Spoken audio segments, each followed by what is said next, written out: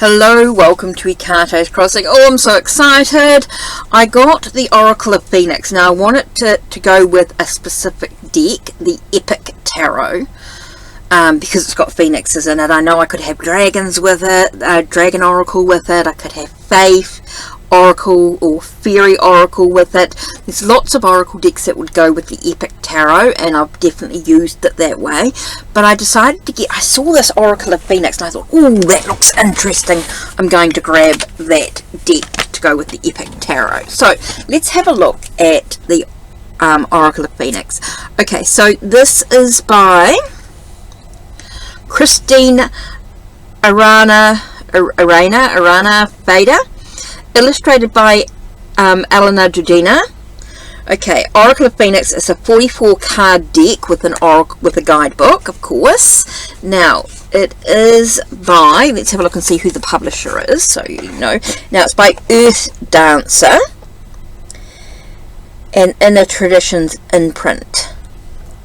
Okay, so it's wisdom, power, and change. The phoenix is a symbol of a long and happy life of constant renewal, but you don't have to wait for your next incarnation in order to kindle the power of the divine firebird within you. Christine Arana Fader guides you to transform those aspects of your life in which you seek change, and 44 dazzling images will help to forge a deep connection with the radiant power of Phoenix energy. Messages, exercises, and meditations. Oh, there's quite a lot in the guidebook then. So you've got messages, exercises, and meditations will bring you the courage and power to cast off the ashes of past behavior patterns and arise with renewed strength. So you can use the cards if you just want to do a quick reading, but if you want to dive a little deeper, the guidebook's going to do that for you. Okay, so it's a two-piece box, which is absolutely beautifully done. Now inside the lid says, feel the fire of transformation, changes begin within you, which is absolutely gorgeous. That's the lid, that's the base. Beautiful done, beautiful, beautiful box. So remember that, Earth Dancer for the publisher, and it is absolutely, so make sure that it is a mass market deck. It comes with a decent guidebook, of course. So let's have a look and see what the guidebook's about. What have we got? Okay, so we've got so it says the phoenix is a power animal, more than a power animal, the phoenix as soulmate, how to use the cards, and a closing blessing. Then it's got the list of the actual cards, which looks quite good. Okay, so there's quite a lot here. So it's got the actual cards, and then it's got the Pegasus Jokers. Joker 1 with the elements, fire, water, earth, and air. And then it's got the Master's card, the key to mastery. Okay, so there's some extra cards there, and then a little bit about the author herself. Okay, so kind of interesting. Quite a lot to read. Looks like there's quite a bit in there. So I'm going to have a bit of a read of this book later. So yeah, quite a lot of information with each card. So when we do a reading with it, we can either do, like I said, we can either do a real quick reading with the title of the card, or we can of course use the guidebook and go a little bit deeper, which I'll be doing for a little while I get to know the deck in a deeper level. I do want to study this, I do want to dive into this a little bit more, and decide how I'm going to use it with the Epic Tarot. Are there any other decks that I could use it with in my collection? That have Phoenix in them. That's the only one that I can think of at the moment, is because that was what I originally wanted to get it for. So let's have a look at the cards, let's have a look at the imagery, and let's decide on what I think the colours are absolutely gorgeous. It's a very brightly coloured deck. Now this one says abandon limiting beliefs, so I think the keywords are really good here, all the titles of the cards. Ask the right questions, awakening, be who you are. So I think dark thoughts. So I really think these keywords are really, really good. They really give you something to sort of think about. Take a moment, take a breath. Great for meditations, to just think about the imagery. What does the imagery offer you? maybe if you think about the dark thoughts, and then you've got this light that's sort of coming in and firing them down. You think about what the phoenix is about, that sense of burning away. So you're burning away the dark thoughts. Maybe it's time for you to start acknowledge those dark thoughts so you can actually burn them away. Kind of interesting. I think that's fantastic. Can't wait to dive into this indeed. I'm not going to go through and tell you every card. That's going to come up in a reading, so we'll dive deeper into that when we do the readings with it. Wow, I can't wait. So I'm going to blog this. Definitely feel like I'm going to blog it, do all that sort of stuff with it, and really get to sort of know this deck. I think the imagery is stunning. I think there's a lot in it.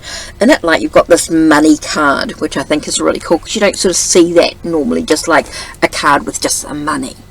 And I think that's quite important to see, because money can come in so many different ways. Do you have an issue with money? Maybe you're trying to save some money.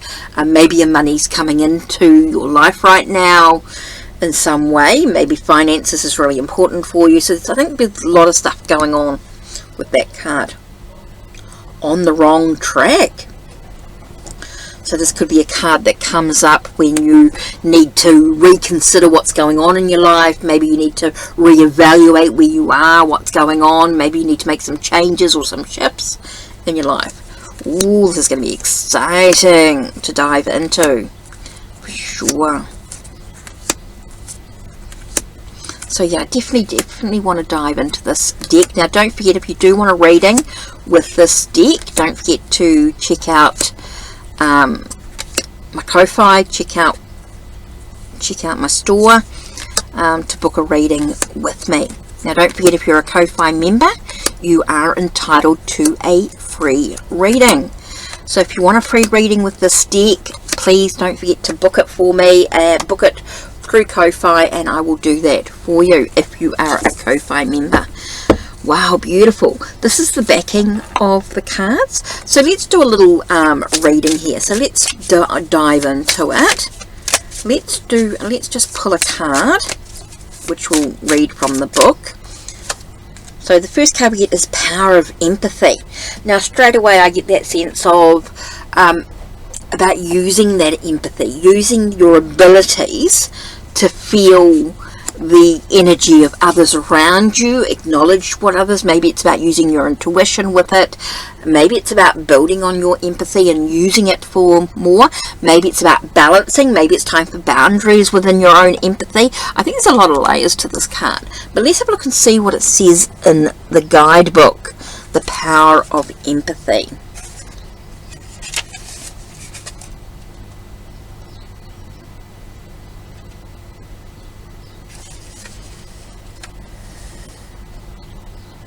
This is page 77.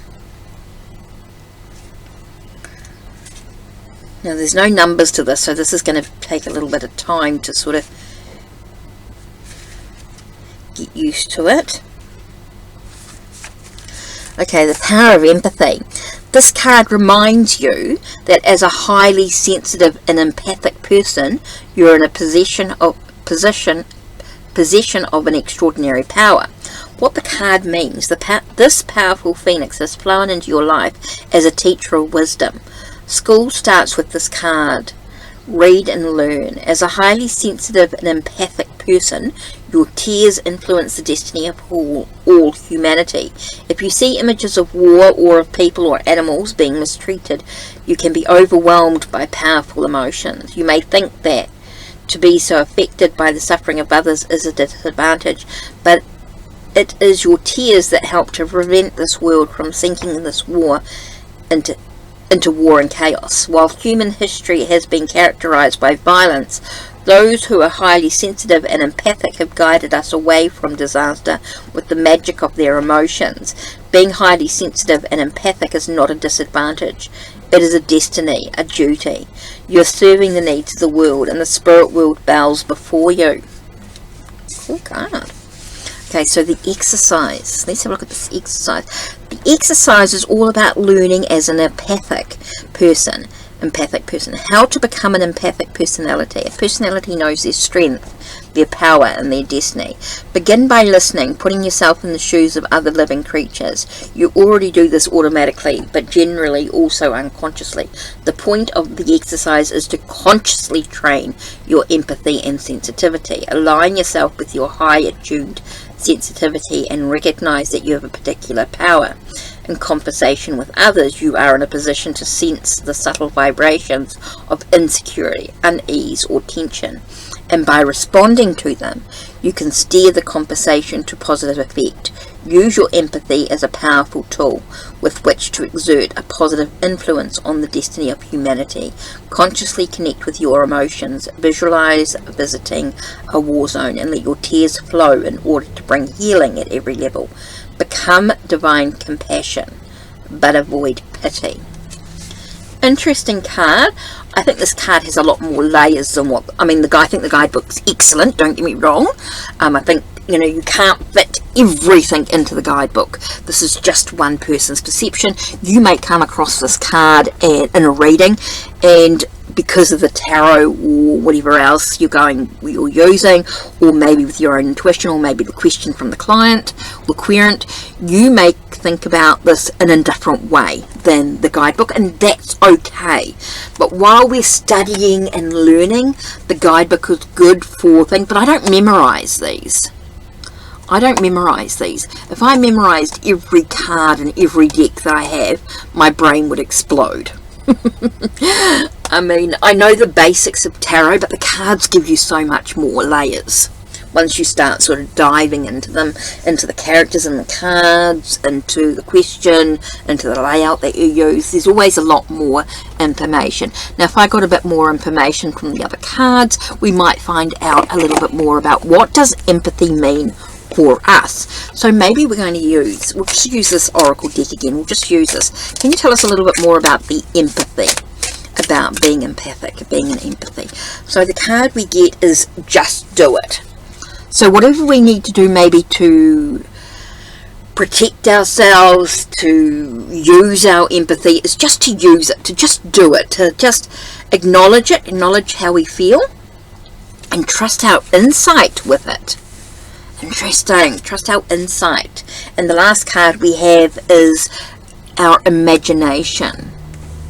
So whatever we want to visualize with the using our empathic energy, the insight that we get comes a lot from our imagination about what we feel, what we think. I think there's so much more there. So just whatever we need to do with our empathic energy, I think we just got to get on with it, to use our imagination, to get creative in the way that we train our empathic energy. I think there's times when being empathic, it's important that we have boundaries, but we also are able to use our empathic energy when necessary. I think if we've got someone who's around us who is upset in some way, that we use our abilities to assist them in their journey and know what they need. Whether that's talking or whether that's taking a step back from them, could be really important in this journey. Okay, so that's it from me. Take care and blessed be.